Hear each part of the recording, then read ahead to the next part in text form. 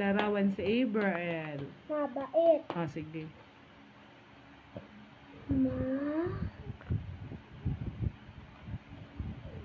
Ano pa? Sige.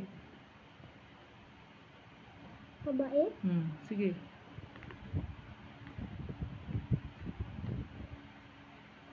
Ano pa? Sige.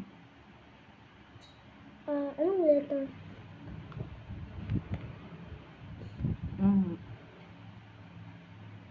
Tapos ang sunod. T. Very good. So, next. Paano mo ilalarawan yung unggoy? Pangit. Sige. Sige.